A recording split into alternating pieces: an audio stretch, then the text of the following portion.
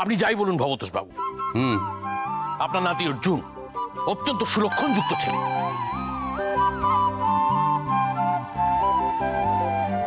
আমাদের জ্যোতিষীরা কি ছিল, জ্যোতিষী তো ভাগ্য নির্ধারণ করলো, তাতে দেখা গেল যে আপনার নাতি অর্জুনের সাথে আমার কন্যা মাধবীলতার অত্যন্ত মনের মিল।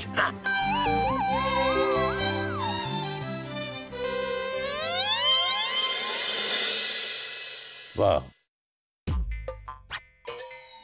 এত দূর গড়াইছে? হ্যাঁ, জ্যোতিষী আরো কি বলেছে জানেন? কি কইছে? জ্যোতিষী বলেছে আমার মাধু আর আপনার নাতি অর্জুন এরা দুজন নাকি রাজ্যটক। চুপ চুপ চুপ! কি কি কি যেটা কইলেন? রাজ্যটক। ও হ্যাঁ, কি বেল দেন? বট। হ্যাঁ, বটম বেল। দেখেন, আপনি একটু বেশি ভাবে ফেলেছেন।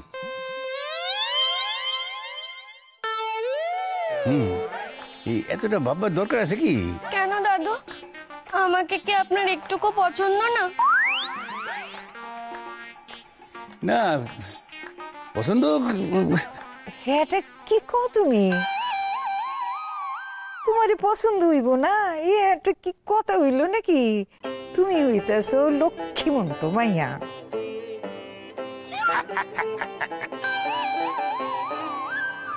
হ্যাঁ, আবার ভুলে গেলাম। কি কি বেল দেন? বট।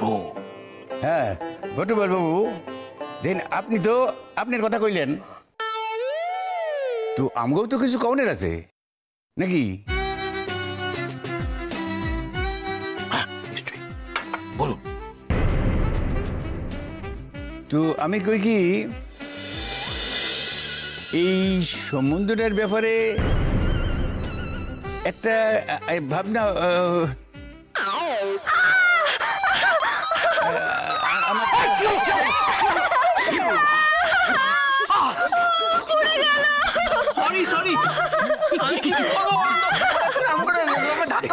আমি কোথায় ধাক্কা মারলাম আপনাকে? সব কথা পড়ে দাঁড়িয়ে আছে, নিয়ে ডাক্তারের কাছে বিচ্ছিন্ন দাগ পড়ে যাচ্ছে। না, আমি যাবো না বাবা, হাতে দাগ পড়লে পড়বে। আরে কি মুশকিল, আপনার মাথা টাথা খারাপ হয়ে গেছে নাকি? এই দাগের অজুহাত দিয়ে আমার বাড়ির লোকেরা আপনাকে রিজেক্ট করে দেবে তো। কেন? বুঝেন না বাবা, খুঁতলা বউ কে চায় বলুন তো? বাবা, ও বাবা, বলো, বলো। আমি এক্ষুনি ডাক্তারের কাছে যাবো। যাবে? বাবা ভবতোষ বাবু, আজকের মতো কথা এখানেই থাকলো, বাকি কথা পরে হবে। হ্যাঁ, ডাক্তারের কাছে চলো চলো চলো, ডাক পড়ে গেলে কেলেঙ্কারি হবে। চলো চলো।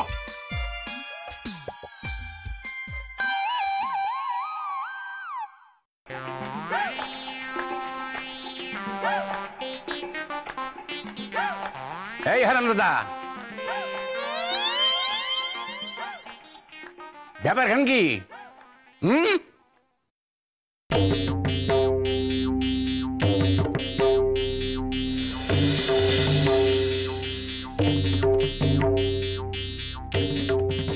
একজন বিবাহিত পুরুষের লাগা হেরা বিবাহের সম্বন্ধ আনে কেন? ক দাদু। কি দাদু? তুই হ্যাগো কস নাই যে তুই বিবাহিত? হ্যাঁ কৃষ্ণা, তুই কোন একালি চুপ করে আসস? হ্যাঁ, আমরা সত্য কথাটা কইতে দিলি না কেন? কি হলো? কথার উত্তর দিস না কেন? আমার কিন্তু মাথা গরম হয়ে যাইতেছে। জবাব দে। দাদু প্লিজ, তুমি কৃষ্ণাকে কিছু বলো না। কেন? ও চুপ করেছিল আমার জন্য।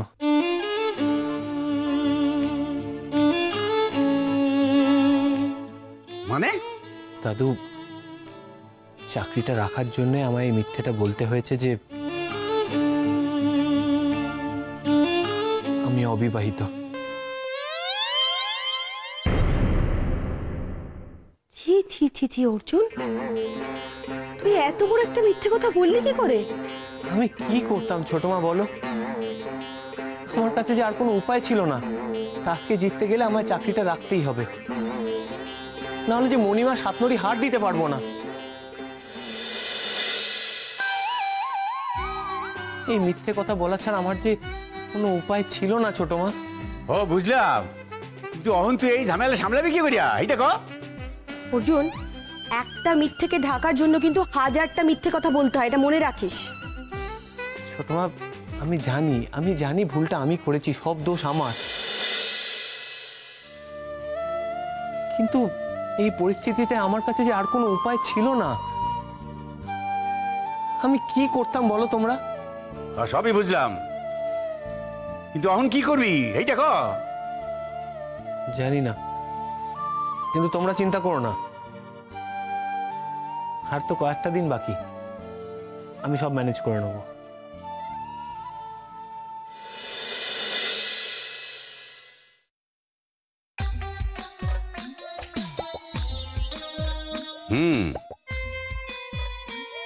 কালি ওর লগে পরামর্শ করণের দরকার। এই ফুলার আব্বাব আমার ভালো লাগে না। রাজকন্যা রাজত্বের লোভে পড়লো নাকি? না, কালি একটা হেস্তে নেস্ত করতে হইব। যবে থেকে তোরা প্রেম শুরু করেছিস তবে থেকে ঝামেলা, আর আমার এইসব ঝামেলা টামেলা একদম পোষায় না, আমার ভালোই লাগে না। কি ভালো লাগে না? বললেই হলো ভালো লাগে না? প্রেম করবি অথচ ঝামেলায় যাবি না? কি বলি?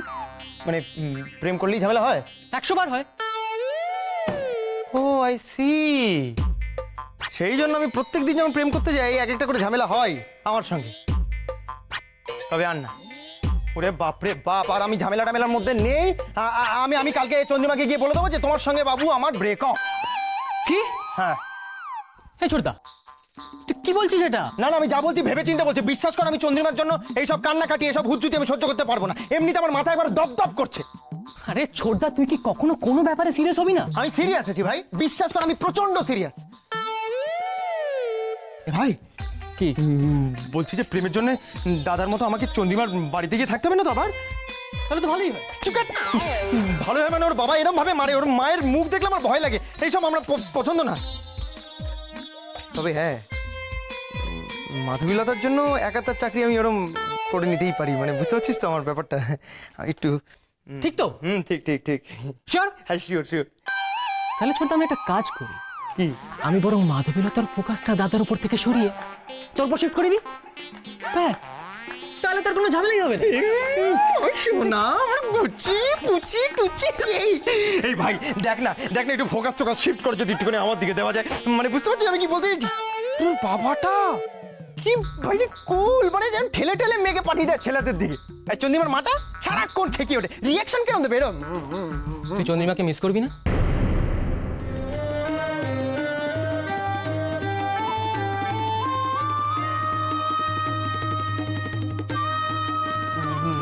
মিস কেন করতে যাবো আমি?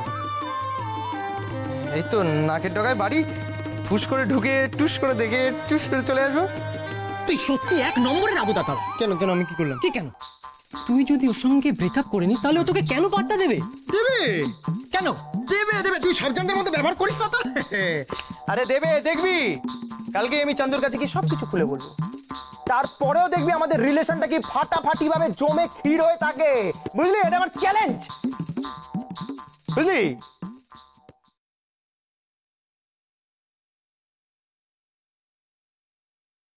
এই হ্যাঁ? কি কি কি ভাবছিস কি? আচ্ছা ছোটদা, হ্যাঁ, দাদা আর বৌদির মধ্যে যদি আবার আগের মতন ভাব ভালোবাসা না হয় তাহলে তো পলা তোর জীবন থেকে মাইনাস। আরে বাবা, ভেবে আমি একবারে পাগল হয়ে যাব। ভাই ভাই একটা জিনিস ভেবে দেখ, তুই একটা ট্রাই নে ভাই, বিশ্বাস কর আমি তোকে বলছি, তুই জীবনটা একবার আনন্দ হয়ে যাবে। মানে চারদিকে ছোটদা, খবরদার, পলাকে আমার চাই। তুই যদি এর মধ্যে একটু কাঠি করার চেষ্টা করেছিস না, তাহলে কিন্তু আমার থেকে খারাপ আর কেউ হবে না।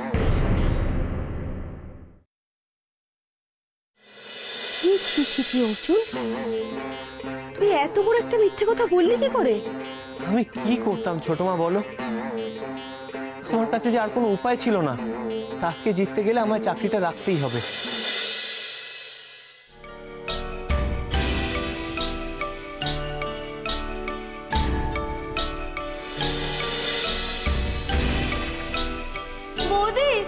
জানেন আপনার বর একটা অন্য মহিলার সাথে ডান্স করছিল।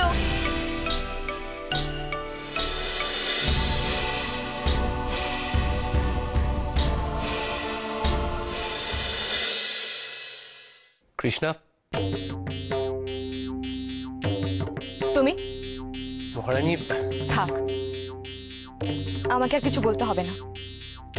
আমার যা জানার যা বোঝার আমি বুঝে গেছি। সত্যি? মা গো মা, বাঁচিয়ে দিলে তুমি আমায়। উফ, দুদিন ধরে মাথার উপর যে কত বড় একটা বোঝা ছিল ভাবতে পারবে না, এখন মনে হচ্ছে নেমে গেল পুরো। উফ, সত্যি বলছি, জানো তো, আমি জানতাম আমার সিচুয়েশনটা অন্য কেউ বুঝুক বা না বুঝুক, আমার মহারানী ঠিক বুঝবে। আরে ইনা হলো কানেকশন। সত্যি আজকে অনেক দিন পর মনে হচ্ছে প্রাণ খুলে নিঃশ্বাস নিতে পারবো। মহারানী, বাঁচিয়ে দিয়েছো তুমি আমায়, বাঁচিয়ে দিয়েছো। না, আমি বাঁচিয়েছি নিজেকে। তোমার মতো একজন ঠক জোচ্চোর মিথ্যাবাদীর হাত থেকে আমি নিজেকে বাঁচিয়েছি অর্জুন। আমি যা কিছু করেছি নিজের জন্য করেছি, তোমার জন্য না। কি কি কি কি বলছো তুমি এসব? হ্যাঁ, আমি ঠক, আমি জোচ্চোর, আমি মিথ্যাবাদী? এক মিনিট, কি বললে? যা করেছো নিজের জন্য করেছো? অপূর্ব। আর আমি এতদিন ধরে ভাবছি যে যা করছি আমি আমাদের দুজনের জন্য করছি। কি বললে? আমাদের দুজন? এই শব্দটা না তোমার মুখে মানায় না। আর খবরদার আমার সঙ্গে নিজেকে কোনো সম্পর্কে জড়ানোর চেষ্টা করবে না। যাও এই মাধবীলতার কাছে যাও। কি আকাশ থেকে বললে মনে হচ্ছে? তোমার তো খুশি হওয়া উচিত অর্জুন। এখন তো চাইলেই তুমি তোমার সুন্দরী রাজকন্যা আর রাজত্ব দুটোই হাতে পেয়ে যাবে। যাও, বিয়ে করো।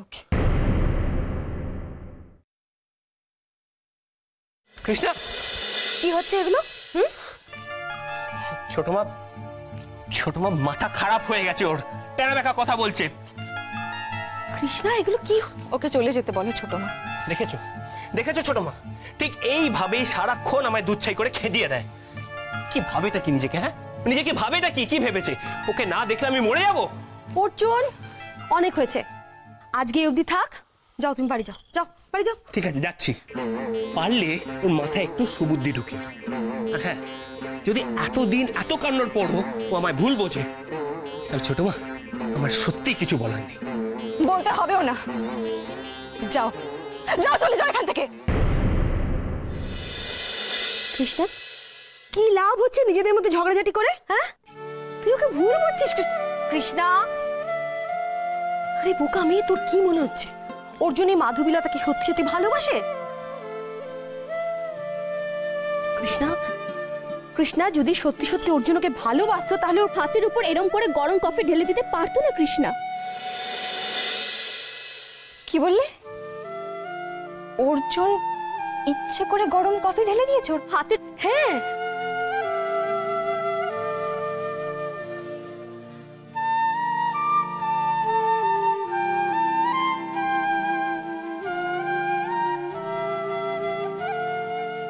কৃষ্ণা শোন, আমি নিজের চোখে দেখেছি অর্জুন নিজে হাতে ইচ্ছে করে ওর হাতের উপরে গরম কফি ঢেলে দিয়েছে যাতে মেয়েটা এখান থেকে তাড়াতাড়ি বিদেয় হয়।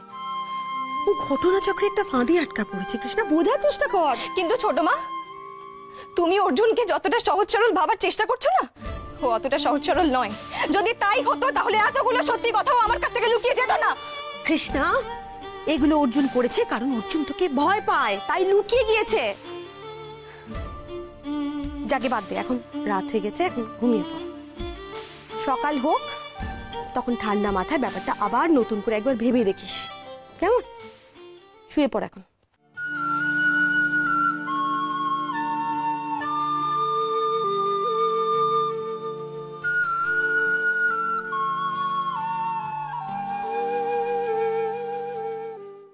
তোমার তো খুশি হওয়া উচিত অর্জুন। এখন তো চাইলেই তুমি তোমার সুন্দরী রাজকন্যা আর রাজত্ব দুটোই হাতে পেয়ে যাবে। না মহারানী, রাজকন্যা রাজত্ব এসবের জন্য আমি চাকরিটা করছি না। তুমি তো জানো না, আর জানবেই বা কি করে? আমি তো তোমায় বলিনি। অফিস থেকে আমি 5 লাখ টাকা ধার নিয়েছি। বিশ্বাস করো মহারানী, আমার কাছে আর কোনো উপায় ছিল না। কারণ আর আমার সহ্য হচ্ছে না অর্জুন। কি হয়েছে একটু খুলে বলো না। এভাবে যদি চলতে থাকে না, আমার দু চোখ যেদিকে যাবে আমি সেদিকে চলে যাব। ময়না থাকুক এ বাড়িতে। ও তার মানে ঠাম্মার মাথা গরম হয়েছে মণিমার জন্য। সত্যি এই মহিলাকে নিয়ে না আর পারা যাচ্ছে না। আচ্ছা ঠাম্মা, তোমরাই বলো, তোমরা কি? হ্যাঁ, আরে মহিলা তো কত কথা বলে, পাত্তা দাও কেন?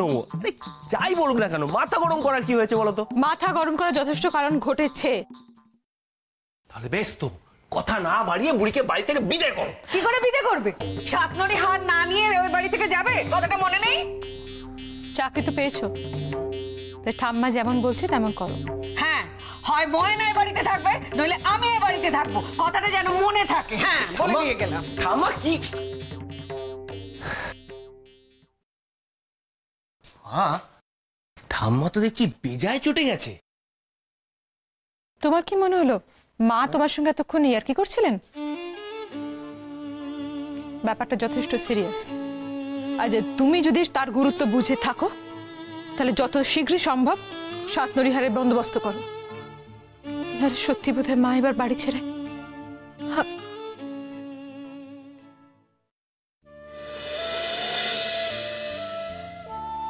মা ঠাম্মা, তোমরা একদম চিন্তা করো না। দেখো না, ওই সাতনরি সোনার হারের ব্যবস্থা ঠিক হয়ে যাবে। এটাই আসল কারণ মহারানী, ওই সাতনরি হার। বিশ্বাস করো, আমি চেয়েছিলাম তোমাকে সব কথা খুলে বলতে, কিচ্ছু লুকোতে চাইনি। কিন্তু এটা লুকোনো ছাড়া আমার কাছে যে কোনো উপায়ও নেই। একটা ছোট্ট মিথ্যে কথা বলে চাকরিতে ঢুকেছিলাম, আর সেটা শুনেই আমার বাড়ির লোক আমাকে এই মারে তো সেই মারে। তাহলে এখন ভাবো, যদি ওরা শোনে যে অফিস থেকে আমি 5 লক্ষ টাকা ধার নিয়েছি, তাহলে তো আমাকে মেরেই ফেলবে।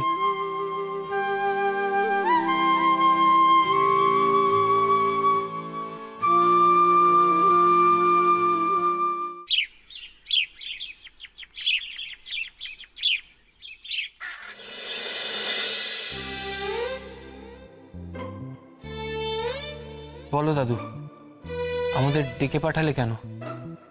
মানে আমরা অনেক বিবেচনা করে দেখলাম যে 6 মাস শেষ হইতে কিছু বাকি আছে। তো এই সময়ের মধ্যে আমরা তোমাকে যে টাস্ক দিয়েছিলাম, সেগুলো তোমরা সফলভাবে করেছো। তোমরা পাস করে গেছো। 1 মিনিট দাদা, 1 মিনিট। হ্যাঁ, তোমরা একা একা সিদ্ধান্ত লইলে তো চলবো না। মানে কি কইতে চাস তুই? কইতাছি কি, টাস্ক যখন দিছিলাম হকলে মিলা দিছিলাম, টাস্ক যখন শেষ হইল হকলে থাকুন। তাই আমাদের সিদ্ধান্ত এই যে ওদের 6 মাস শেষ হতে এখন অনেক দেরি আছে। এই 6 মাস শেষ হওয়ার আগে ওদের একটা লাস্ট এন্ড ফাইনাল টাস্ক আমরা দেব।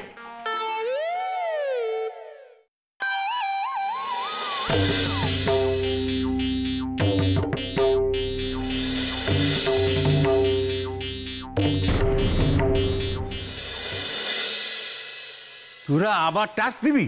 ঠিক আছে, তাহলে বল তোদের লাস্ট টাইম ফাইনাল টাস্কটা কি? কইতেছিলাম ওদের 2 জন রে আলাদা আলাদা কইরা টাস্ক দিতে লাগবে। হ্যাঁ, আর সেখানে অন্য কেউ থাকতে পারবে না। মানে ভেবলি পিসির টাস্ক দেবে কৃষ্ণাকে, আর বসাই টাস্ক দেব অর্জুন রে। কেন এত গোপনীয় দেখেন? আরে বাবা, যেটু বললে তো সবটা মাটি হয়ে গেল, তুমি তো জেনে ফেলবে সব। আচ্ছা, তুমি কি কোনো কারণে ভয় পাচ্ছ যে কৃষ্ণা আর অর্জুন এই টাস্কে ফেল করে যেতে পারে? আরে জোরা, আমরা ভয় পেতে যাবো কেন? আমাদের যথেষ্ট বিশ্বাস আছে ওদের উপর। হ্যাঁ, বিশ্বাস তো আছেই। আর আমি এইটাও জানি, আগের টাস্কগুলোর মতো এই টাস্কও এরা পাস করবই।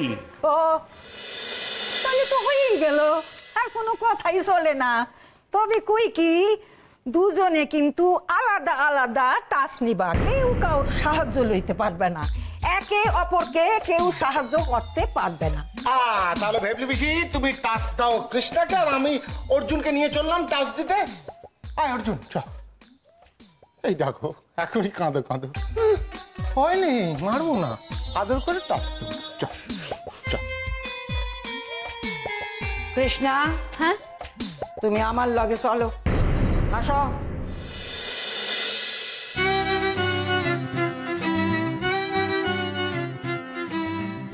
ধরো